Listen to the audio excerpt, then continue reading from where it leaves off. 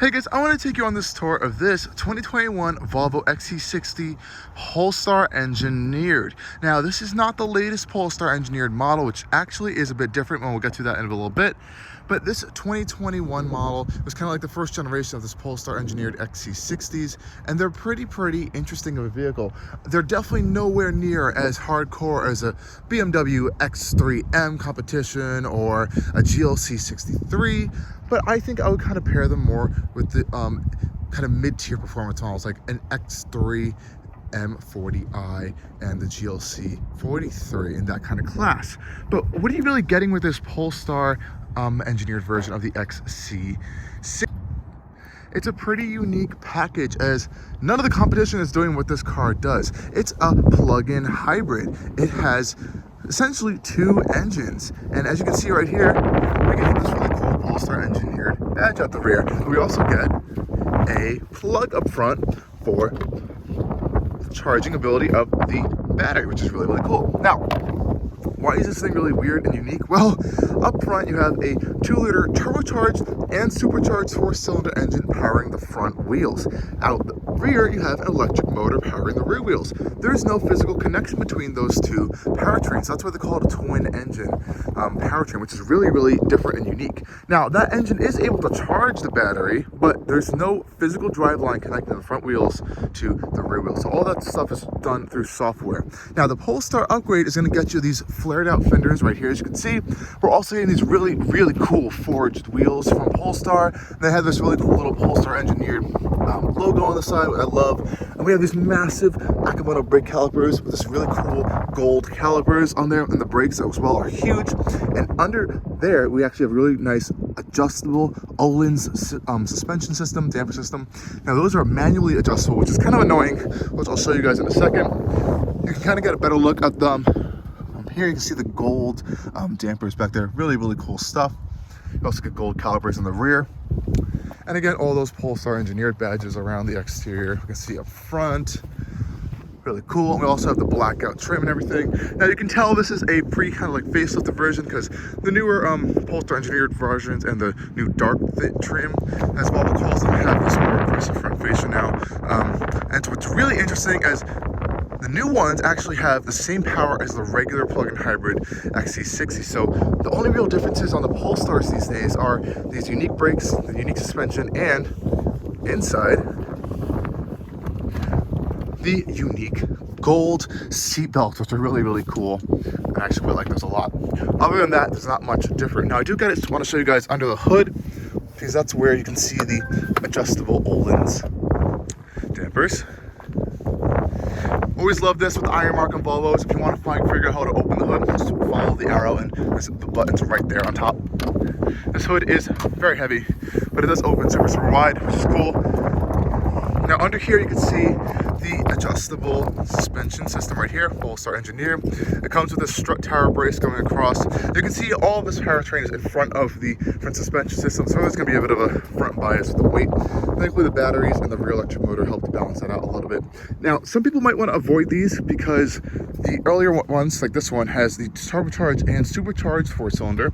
Meanwhile, the newer ones only are turbocharged. So these ones did have a little bit of reliability issues with those two different forced induction systems being built into this engine, but I think they tried to fix that a little bit more with the newer ones that are only turbocharged with the engine, which is pretty interesting. As you can see here, if you look in the manual inside, it'll kind of give you a guide for you want more stiffer or more softer with the dampers, which is really cool. And I believe this bar is also adjustable, but we're not going to get into that today. But it is really cool that they do have that. Shutting this hood. Awesome. Let's take a better tour of the interior as well. Okay guys, hopping on the inside. Now, they are coming with these really aggressive seats actually. And it's a blend of kind of like this leather material and this textile material, which I really love. Volvo makes really fantastic seats in general. We have this nice white piping along it. And I love how they include the Swedish flag on all the seats as well. I think that's a really cool touch. And you can't go wrong with these gold seat belts. Now, the unfortunate thing is, you can only get a black interior on the Polestar models, which is really unfortunate. I wish there was more options on that, but that's how you're going to be getting them in. Stepping inside, shutting the door. It is pretty quiet in here. Nice and solid flung from the door panels. We have that same textile material on the door panels as well. And Volvo has a really nice aluminum kind of hexagonal trim in here on the center console, carries over to the dashboard. And we also have a full stitched leather dashboard, which is really nice. And this one also gets the upgraded Bowers & Wilkins audio system, as you can see right here. And that's going to give us this little tweeter up here. And we got these really beautiful metal speaker grills on the door panels that blend into the aluminum trim, which looks fantastic to me. We also have a heads-up display on this one, and paddle shifters, which Volvo has actually killed on their newer models. And they've also killed the drive mode selector on their newer models, which is really unfortunate. So if you want a drive mode selector and paddle shifters, you're gonna have to go with the previous or pre-facelifted versions of the XC60 and pretty much all new Volvos actually. Now you can tell this one is a pre-facelifted one, as when I start the engine up, you can see the older style Sensus infotainment system, which is over here, and as well as the older gauge style. So this is the more original Volvo's style for their systems, as well as the infotainment system. The newer one runs a Google-based infotainment system. This is the older generation, which is fine, honestly. I don't really have too many problems with it. What I do like, though, is that you have this drive mode selector, which is actually really handy. So you can press that. You can change all these different modes, from constant all-wheel drive, pure EV mode, hybrid mode, individual, which you can customize, and then awesomely Polestar engineered mode, which is really, really cool. You can actually make individual really, really customizable. So if you go over to, oh boy, there's a lot of settings in here. You go over to your settings, go to My Car, individual drive mode. You can see all the different parameters that you can adjust the individual drive mode with: steering force, powertrain characteristics, braking characteristics, the driver display, presets. It's a lot of stuff, and you can kind of play around with it. Now, we do have that really nice Olin suspension system, but unfortunately, it's not electronically controlled, like I said before. It's manually controlled, so you're gonna have to like actually adjust that. If you want to adjust it out back, you have to actually take the wheels off. So that's something a Volvo shop might be ending up doing if you want to adjust that. But I think there are some pretty preset settings that I think it comes stock, or you can have your dealer change when you take delivery of the vehicle. I think that'll be good for you most of the time. I'm gonna take a look in the back seats really quick.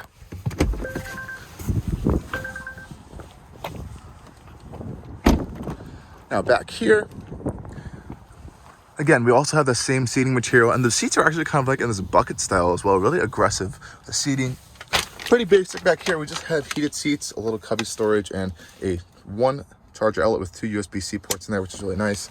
And I do love this massive panoramic glass roof. Really helps to open up the cabin. And of course, we have a decent amount of storage back there if you need to haul some stuff. We have a center folding armrest here with cup holders and some more storage, which is really nice. So definitely no shortage of storage in here. And again, we get that really nice view of the front cabin of the XC60.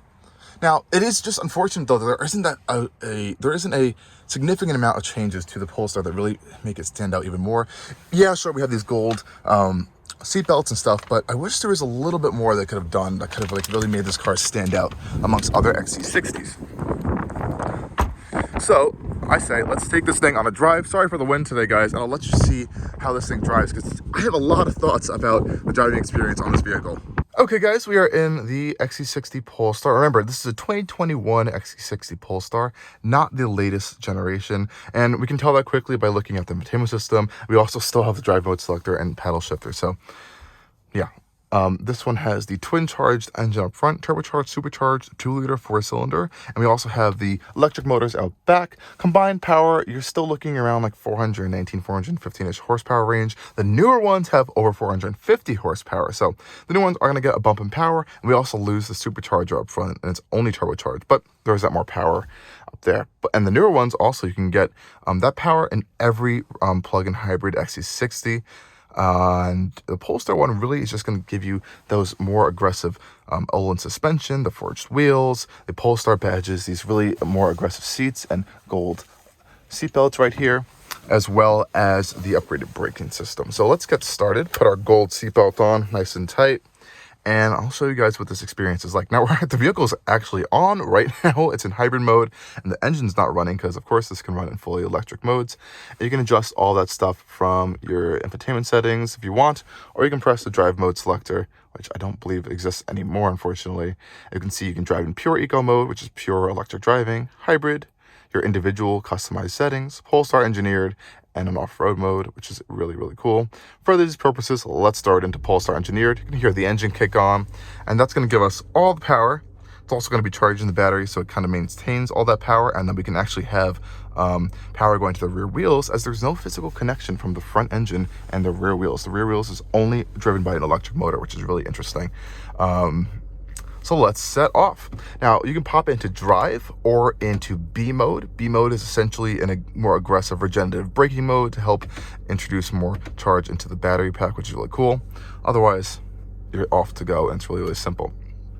And if you want, you can put on your maps and other stuff. It does have Apple CarPlay and all those systems and the infotainment system. So let's head off. You also may notice that we have the Bowers & Wilkins upgraded audio system, which is fantastic. Great, great option to have. Now, hopping in the Polestar XC60, what is it like? It's a really unique offering, as it's not a simple like appearance sport package. There is stuff that is actually changed here. The steering is a little bit more stiffer. The suspension is way stiffer than a normal XC60, thanks to those Öhlins dampers that are manually adjustable, not automatic adjustable. So you actually have to physically go under the hood to adjust them, and if you want to adjust the rear ones, you're gonna have to take the wheels off, and I think it's more recommended for dealers and shops to do, actually. Now, with this power, is pretty nice, and you do get a really cool kind of blend of the supercharger whine and the turbo whine.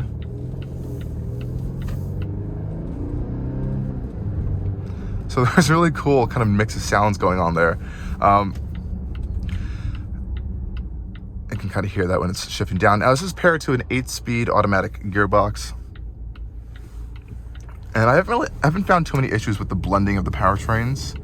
There's a little bit of some hesitation sometimes. But I will have to say that the steering itself feels very video gamey. I know Volvo's steering isn't like their main priority. The priority is safety and I guess kind of like stylish looks these days with the more of an upscale appearance. But even in the firmer setting, it feels very, very video gamey, and not much feel is going on to those front wheels at all. Like, I don't really know what's happening with those front wheels, even though it is more like artificially stiffer, I guess, for that sportier driving experience some people may be looking for.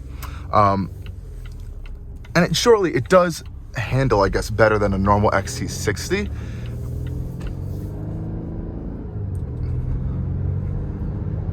The power is pretty readily accessible as well. It does handle better than a regular XC60. If you want your family crossover to handle better, it does do that.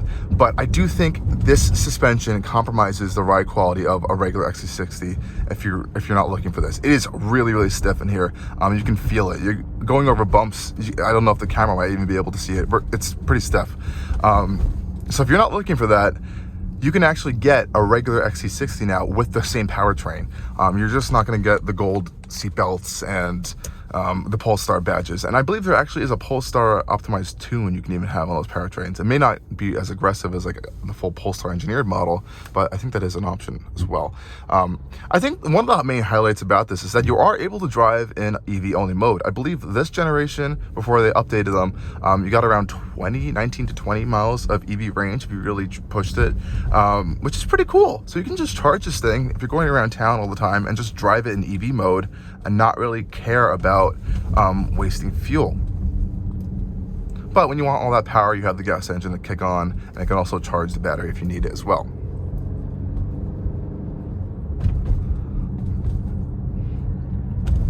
And if you are really looking for more of a sporty driving, like a real sporty driving experience that's a little bit more connected, you're gonna want to go with a competitor. Even the Genesis GV 70 handles better, and I think drives much better. This is just like Volvo's attempt at being a little bit more sporty, and I think it works in its own kind of unique aspect. But if you're going into this thinking it's gonna be like a BMW competitor or something, you might be a little bit disappointed. But like I said, there is no shortage of power in this thing at all. It is pretty fantastic. And it's an efficient power source, as it is a plug-in hybrid, which is really cool. You do also have Volvo's safety systems built in, so they have their pilot assist and their cruise control, which is really fantastic. Blind spot monitoring, all your cameras, all that stuff, which we all love in the Volvos as well. And this beautiful Bowers & Wilkins audio system to keep you entertained in the vehicle while you're on some nice road trips or doing some road carving, and you're XC60 Polestar.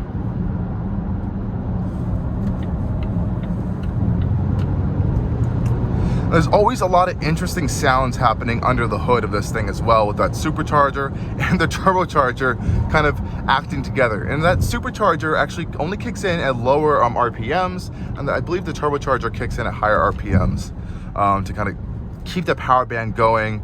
It's really, really interesting of an engine, but I believe the complexity is kind of why they're just going back to turbochargers now at this point, kind of reduce that complex situation going on there. I think we have a little bit of a curve here that we can kind of test the handling here. We're running a Michelin rubber as well. A little bit more aggressive than you're going to find on your regular XC60. I do have to say, I like these brakes a lot, actually. They work really, really well. And I can definitely tell you that it handles a corner a lot better than a regular XC60. It does feel more planted and more kind of connected all together as a vehicle package. The other one, the regular XC60s, definitely are a little bit softer tuned, more comfortable on the road. I have to say, the XC60's normal suspension isn't the best thing on the planet either. I think it handles bumps well, but it does, I feel like the vehicle becomes a little unsettled sometimes. Oh wow, that's dangerous. The vehicle becomes a little unsettled sometimes in the regular one. This one definitely feels more tighter and composed around a corner, and that's thanks to the Olin system. But you have to think of it, at the end of the day, this is a family crossover, and I don't believe it intrinsically was designed to be a sporty vehicle. So I think all these modifications are kind of compromising, or kind of like trying to complement what they're trying to do here. But from the ground up, it's not kind of a sporty platform.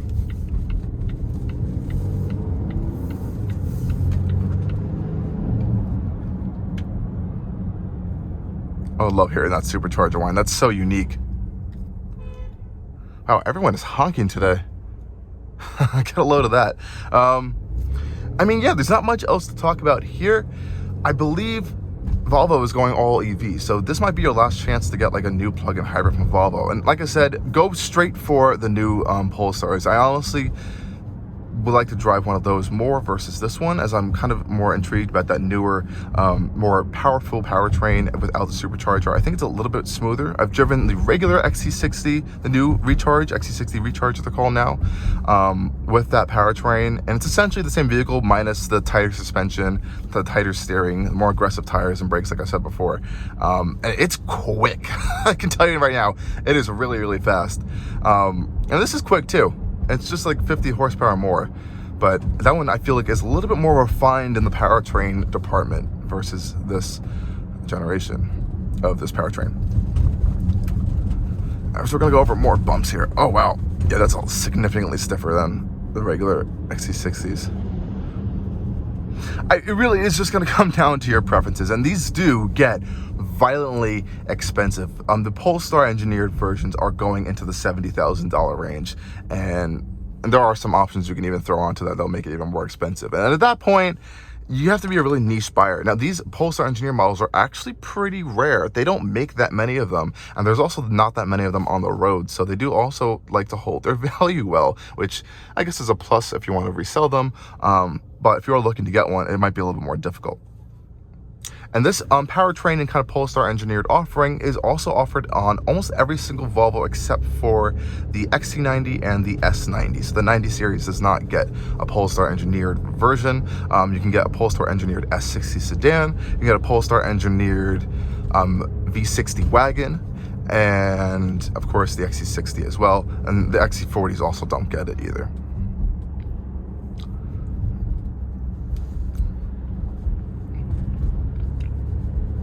So yeah, I really just want to show you guys my kind of like on-site first impressions of, I guess, the Polestar lineup, and wanted to kind of share what it is like to drive with it with you guys.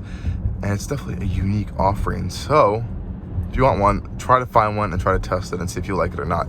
Otherwise, thank you guys for joining me on this video, and stay tuned for a lot more content coming soon from Allcarnews. Cheers.